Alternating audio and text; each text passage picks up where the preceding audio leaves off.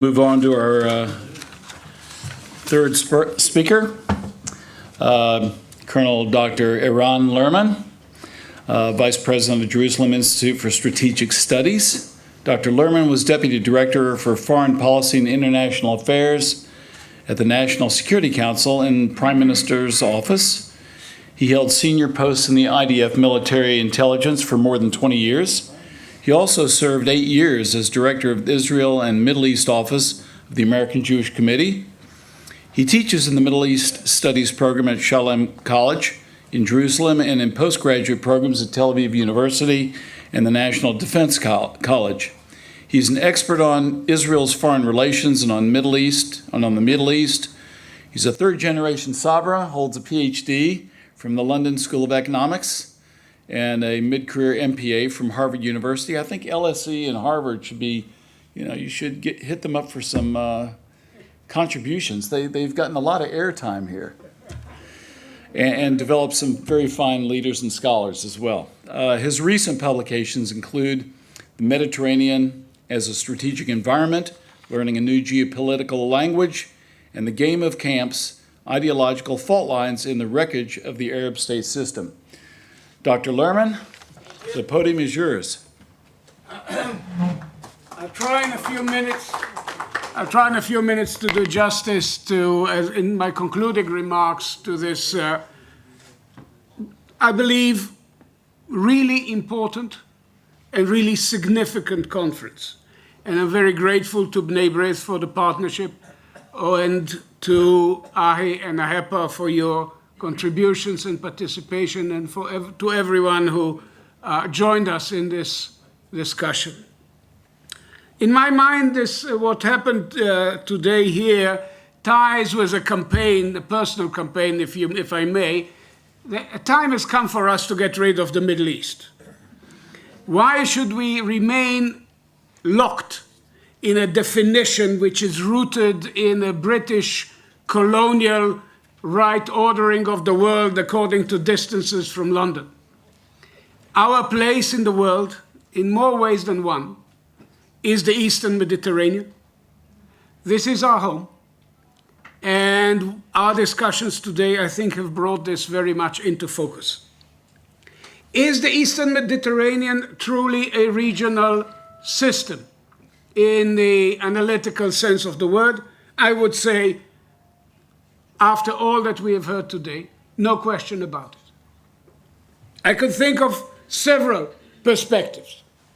From the global perspective, we've just heard more than a hint from Minister Kassoulidis, and before that, more than a hint from Dr. Eisenstadt on the question of the American position towards Israeli Cypriot-Greek cooperation, which may take us to a new level. For years, I've been moaning that Washington thinks of the Mediterranean as an SLOC, a sea lane of communication, when it is and should be a community of strategic partners.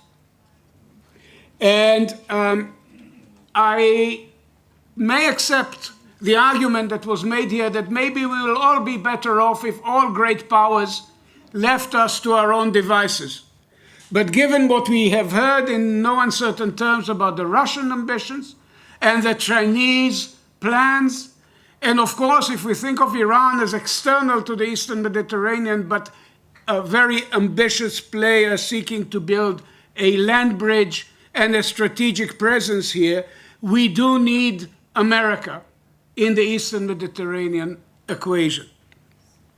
From a realist point of view, the creation of this element of partnership that we have just discussed here will create a balance of power against real and vicious enemies. I think, Professor Karidis, you spoke about a Jerusalem perspective versus a Brussels perspective. I would put it slightly differently. There is an institution downtown in Brussels, not up on the hill in Evere, which was born with an enemy in hand, but the EU as an institution was born without the capacity to spell the word enemy. Institutionally, it is incapable of thinking about enemies. Unfortunately, we do not have that privilege. And so this discussion today and what we've just heard from Minister Negbi and from others during the day keeps our mind very much focused and as we've heard also talking about Islamist totalitarian challenges across our region. We have enemies in common and we need to stand together. But even if we do accept a Kantian, hopeful take on world affairs, I would argue that close cooperation between like-minded nations in the Eastern Mediterranean would render it down the road one day when the conditions allow to make it easier to resolve ongoing conflicts from the Cypriot problem to the question of Kurdish self-determination to the Palestinian question. So from an idealist perspective as well, this is increasingly important. We've heard a lot about the economic angle. Gas, certainly. And it is very clear from all the presentations we had on that panel that cooperation must be the key to bringing the benefits of these finds of the last 2 decades to the benefit of all our peoples. But I would also mention, for example, other things like the use of Haifa as the port of trade for Jordan, which has been done with the close cooperation of the Turkish government after the Mavi Marmara incident, just to prove that things can be done that overcome these barriers for mutual economic benefits. And as the Chinese move in on the Eastern Mediterranean as one of the terminal arms of the Belt and Road Initiative, I think we should be well positioned to benefit from that as well. And finally, of these various perspectives, I may add one that is close to my heart, nowadays called constructivist, namely the perspective that takes into account the fact that ideas, ideals, faith, identity matter in international relations. And here I'm very glad that Ambassador Koren mentioned Taha Hussein, one of my cultural heroes, the Egyptian intellectual, the blind from the age of 6, who nevertheless mastered both the literary traditions of his own country, but also of the West, and deeply believed, as did the young man in Algeria, Albert Camus, in a Mediterranean future and a Mediterranean identity, متوسطية, Mediterraneity. And yet, the time for a all-encompassing collective security regime in our region has not yet come. We know that. But without getting into the argument of whether architecture is a meaningless or useful term, I would say that what we are seeing now is the emergence of building blocks. And let us take note of the fact that as of the week after Beersheba, I think I can say this with a degree of certainty, we shall see in the tripartite Israeli-Greek Cypriot relationship a similar development to the one already concluded in Nicosia that will be the 5th in Beersheba. But before that, there was the 6th Egyptian-Greek Cypriot tripartite.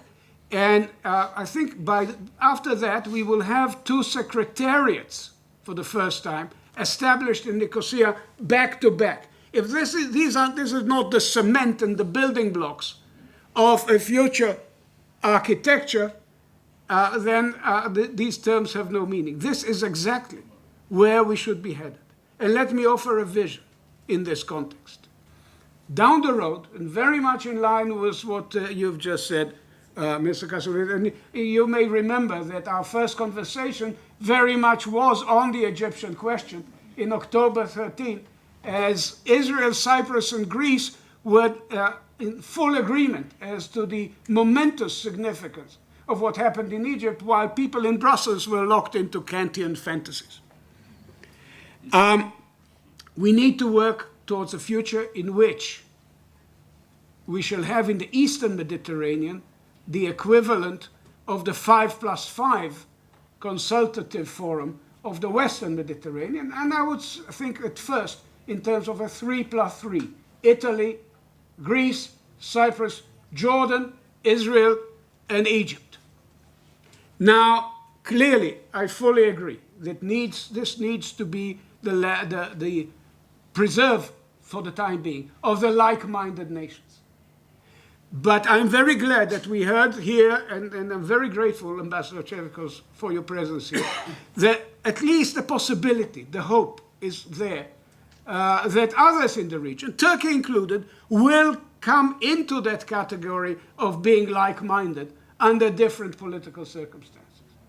And I have noticed that in each and every concluding statement, joint statement of the tripartites, Israeli, Greek Cypriot, Egyptian Greek Cypriot, Jordanian Greek Cypriot, it was very clear that the door is open to others to come in if the political language, the political position is indeed like-minded. So that should be our future.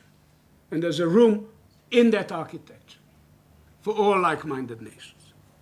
And let me finally say that in addition to the G2G and M2M, military to military, and business to business cooperation, which is building up in this Eastern Mediterranean context, and people to people relationship, which is in some ways has always been there. It's enough to listen to what goes nowadays for Israeli music to realize how much of it is Greek.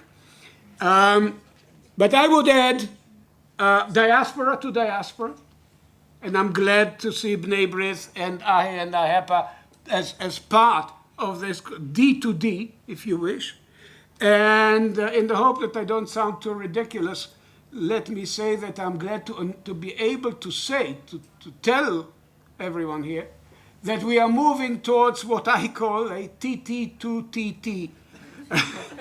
In other words, a think tank to think tank alliance of our respective participants here, leading towards more conferences and possibly joint publications and joint papers emerging from this partnership that we have been discussing here, and there will be more of this coming in the next few weeks and months, and hopefully we shall all meet together in Athens, in Nicosia, and here again before long. Thank you all very much for being here.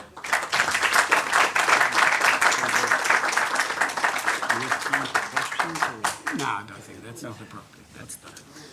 All right, well, gentlemen,